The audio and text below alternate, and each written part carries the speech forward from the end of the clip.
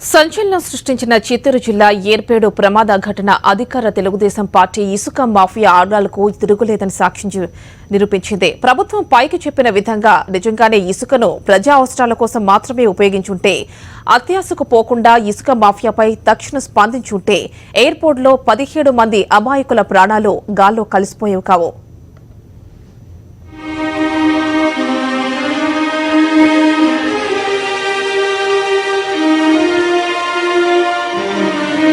ఏర్పేడు ఘటనలో మునగలపాలానికి చెందిన 17 మంది చనిపోయాక ఈ ఊరు ఇప్పటికీ ఆ శోకం నుంచి పూర్తిగా తేరుకోలేదు.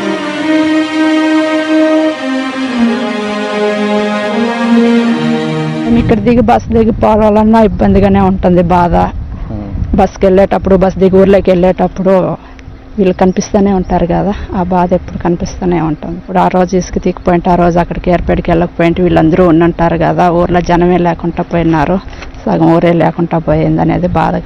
అధికారంలోకి వచ్చినప్పటి నుంచే రాష్ట్ర వ్యాప్తంగా తెలుగుదేశం పార్టీ నేతల ఇసుక దోపిడీ మొదలైంది. భౌగోళికంగా తమిళనాడు, కర్ణాటక రాష్ట్రాల సరిహద్దుగా ఉన్న చిత్తూరు జిల్లా నుంచి ఇసుక అక్రమంగా చెన్నై, బెంగుళూరుకు నిత్యం వేలాది లారీలతో తరలిపోతూ ఉంటుంది. గుడుపల్లి, శాంతిపురం, మదనపల్లి, రామసముద్రం మండలాల నుంచి బెంగుళూరుకు, తూర్పు మండలాల మీదుగా చెన్నైకి యథేచ్ఛగా ఇసుక తరలించడంలో టీడీపీ నేతలు అధికారాన్ని అడ్డంగా వాడుకున్నారు. ఈ అక్రమ ఇసుక తవ్వకాల కారణంగా మునగలపాలెం గ్రామంలో భూగర్భ జలాలు అడుగంటిపోయాయి. దీంతో తిరగబడ్డ గ్రామస్తులు ఇసుక అక్రమ రవాణాను అరికట్టాలంటూ 2017 ఏప్రిల్ 21న ఏర్పేడు పోలీస్ స్టేషన్ ముందు ధర్నా చేపట్టారు. ఈ ధర్నా సమయంలో అటుగా వచ్చిన వాహనం దూసుకుపోయి 17 మంది ప్రాణాలు కోల్పోయారు. ఈ ఘోర ఘటనతో మునగలపాలెంలో చాలా ఇళ్లు పెద్ద దిక్కును కోల్పోయాయి. ఇంతటికి చచ్చిపోయిన దానికి కారణం ఏది లేదు, ఇసుక వల్లనే. మా ఊళ్ళో నీళ్లు ఉండవు, అంతా పై బోర్లు, వ్యవసాయానికి నీళ్ళు లేక పైర్లన్నీ ఎండిపోతాయి. ఆ ఇసుక తెస్తే నీళ్లు ఉండవనే, కానీ ఇంకేం వాళ్ళు అమ్ముకుని మహారాజులు అవుతారండి, మాకేం కడుపు మంటలే, నీళ్లు అయిపోతాయి. ఆడాడని ఎత్తుకోండి ఇసుక, ఆడానో ఇచ్చినాడు చంద్రబాబు నాయుడు, ఆడాన సెక్షన్లు బిట్టి ఆడ దోలుకోలే, ఈ నీళ్ళు చెరువులే, ఈ నీళ్ళు అంతా అయిపోతే మళ్ళు అంతా ఎండిపోతాయని ఇసుక ఎత్తద్దంటే కావాలని స్విచ్ ఆ ఏట్లో జేసీబీ తెచ్చి లోడే ఇసుక దించుతామంటే ఊళ్ళో వాళ్ళు అడ్డుకున్నారు. వాడు జేసీబీ పోలీసు వాళ్ళు ఎత్తుకెళ్ళారు. ఇంటికి ఒక మనిషి అందరూ వెళ్ళినారు. ఆడికి 5-6 ఏళ్ళకి ఇసుక ఎత్తనీయకుండా చేసేది ఈ ఊరు ఎత్తనీరు, ఊరిని ఇప్పటికి కూడా ఎత్తనీరు. ఇసుక ధర్నా చేస్తాను, దాంట్లో నా బాగా బతుకున్నాను, నా ట్రాక్టర్ ఎత్తుకున్నాను. ట్రాక్టర్ ఎత్తిపోయి నా భవిష్యత్తు నాశనం అయిపోయింది. నాకు ఈ బుద్ధి దిక్కులేరు, నన్ను ఆదుకునే లేదు, మా సంసారం నాశనం అయిపోయింది సార్. మాకు 2 పిల్లకాయలు చదివించుకుంటున్నాం, వాళ్ళకి దిక్కు లేకుండా పుడిచింది, నేనే కష్టపడుకుంటున్నా, నాకు న్యాయం చేయలేదు. ఏర్పేడు ప్రమాదానికి దారి తీసిన వారిని పోలీసులు అరెస్టు చేశారు. అయితే ఇప్పుడు బయటకొచ్చి టీడీపీ ఎన్నికల ప్రచారంలో పాల్గొంటున్నారు.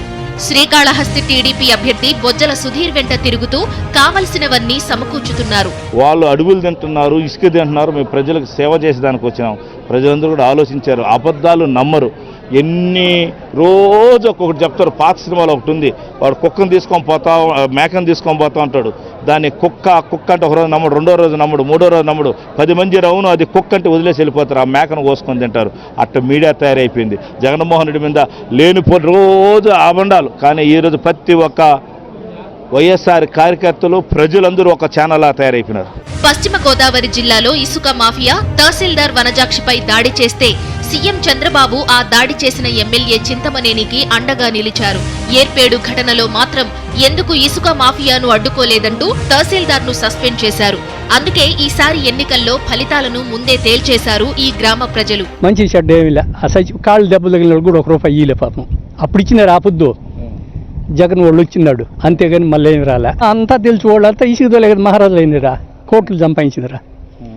లేకపోతే ఇప్పుడు ఎలక్షన్ నిలిచిన ఆయన కోట్లు ఎట్టొచ్చినాయా, 100 కోట్లు ఎట్టొచ్చాయి. ఇసుక చంద్రబాబు కోళ్ళు సంపాదించుకుని ఎలక్షన్ నిలిచినారు.